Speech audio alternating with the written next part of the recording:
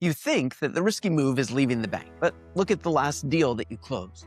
The bank made its money, you earned your salary, but if a loan broker had placed that exact same deal, same borrower, same loan amount, they might have walked away with 20 to 40,000 in their pocket, depending on the file. So here's the real question. Who's actually taking the risk? Is it the person who owns the income that they create? Or is it the person that is handing that income to someone else? Deal after deal, year after year.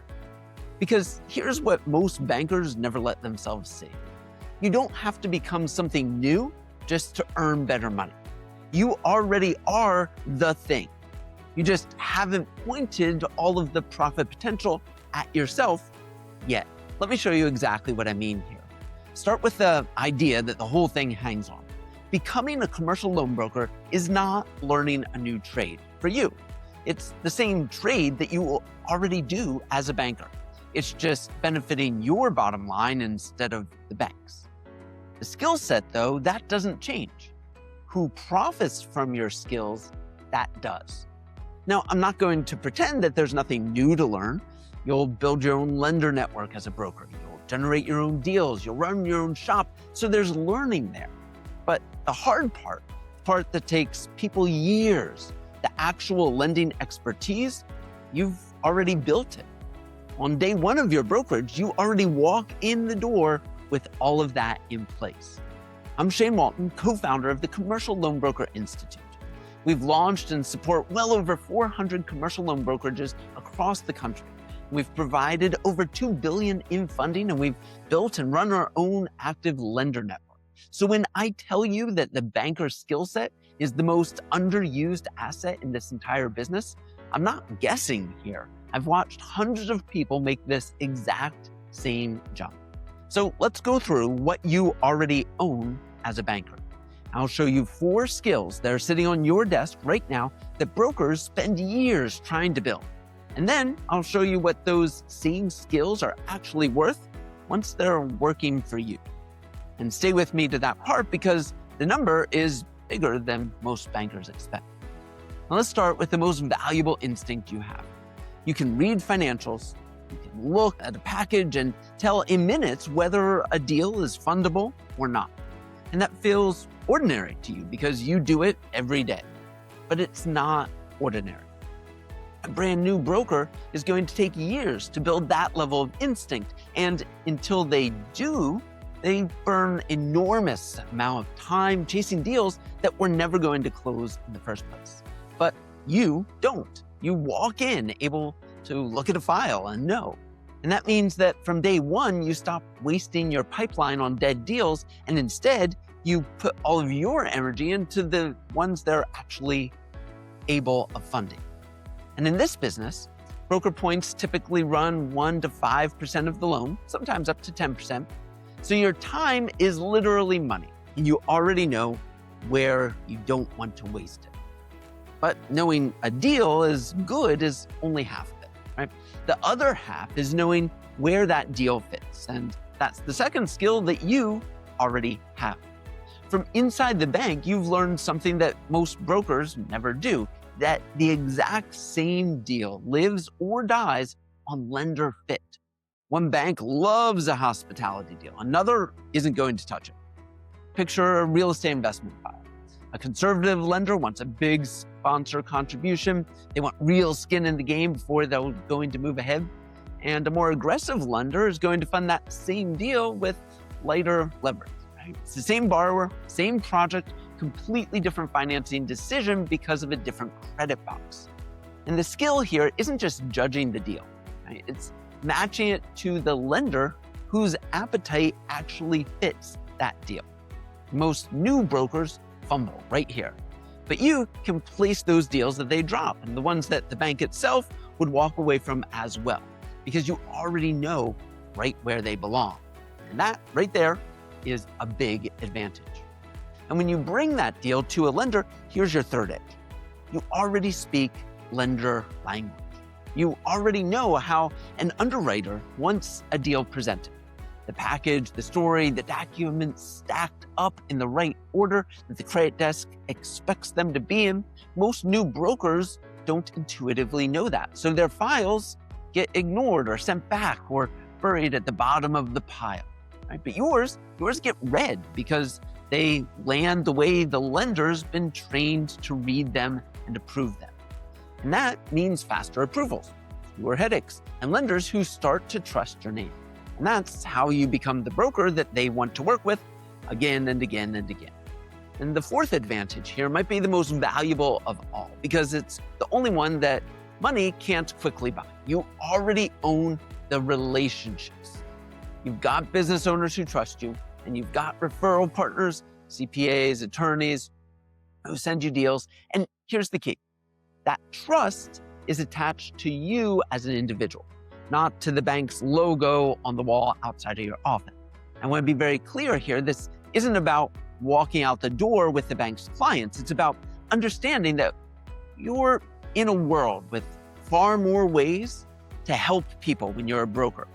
And because of that, the right play is pretty simple. You stay completely within the terms of any non-compete that you've signed, but you hold the genuine position that you're truly there to help people get exactly what they need, and that you have a broader set of tools to help people get exactly what they need when you're a broker who's working with 100+ lenders.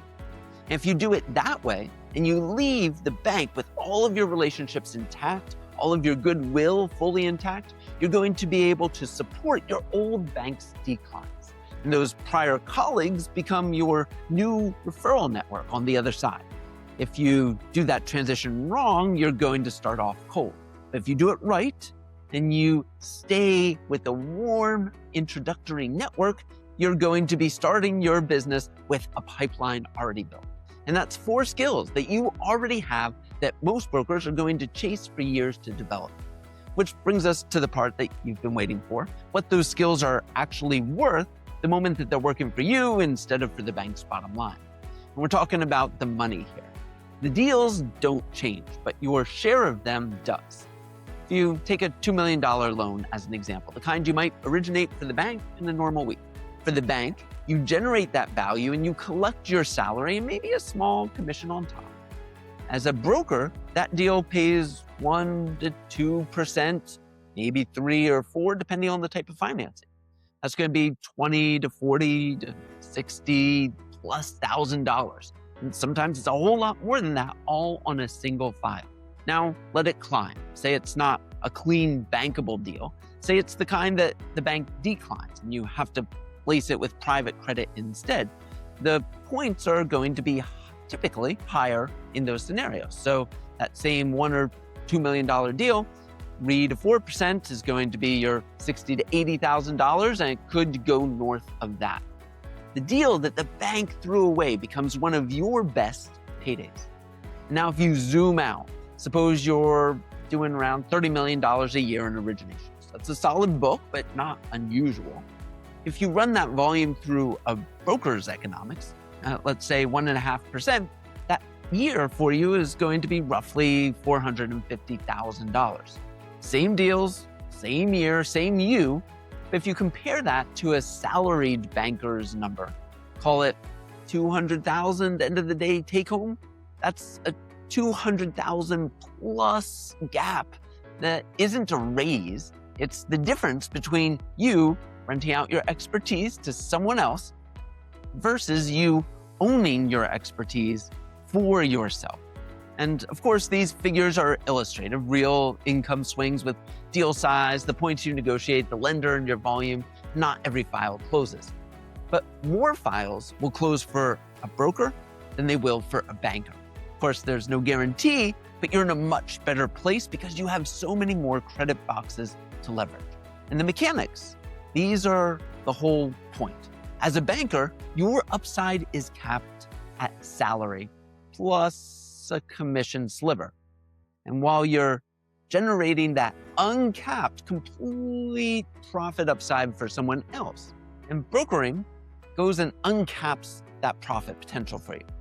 And the hardest deals, the ones that you used to decline, they turn into some of your best files that you're going to touch, because you can still help those businesses or those real estate investors move ahead in a meaningful way, and you get much higher compensation on it. Which takes us all the way back to the question I opened, the risk. Most bankers are sure that the risky move is leaving their bank. But if you look at it closely, for many bankers, it's actually the opposite. Staying is the risky decision. Your income is capped no matter how good you are at a bank. Your best deals can be killed by a committee that never ever met that borrower, never spoke with them, and your seat at that bank, the one that feels so stable today, can be restructured or eliminated any day in a way that you didn't see coming by a decision that you had no part in. Owning your own book as a broker, it's not the reckless option. It's its own kind of security. It's the kind that nobody can vote you out of on a moment's notice. And I know the other things sitting in the back of your mind because nearly every banker who's considering the transition says it. I'm a credit person, not a salesperson. I can't go and generate my own business here. So hear this clearly. You don't suddenly turn into a cold calling salesperson the moment you open a brokerage. You keep doing what you already do. It's helping business owners and real estate investors to get financing. You're just doing that same thing without the bank's handcuffs. It's no longer, we don't lend to that industry, no more committees that are killing a deal that you believe is solid. It's the job that you actually already do, just with more products to offer, more credit boxes to leverage, and nobody standing in the gate. The skill that makes you great at a bank is the exact skill that makes you great on your own. So let me bring this all the way back home. You already have the hard part. Reading a deal, the feel for lenders, the trust of people who send you business, that's the part that takes so many people years to develop. But for you, that's done. What you're missing isn't the skills. It's the playbook for that switch, how to actually make that move. And that's exactly what I'd point you to next. We have another video on the 90-day banker to broker transition plan that actually works. It walks through how to make this transition deliberately with the right actions in the right order so you stop making the bank rich and you start making yourself rich. If anything I said today landed, go watch that as your next step. And you've spent your whole career building income for someone else's bottom line. You already have everything you need to build it for yourself. So get out there, give big to your clients and your lenders, and let's make this world a better place together.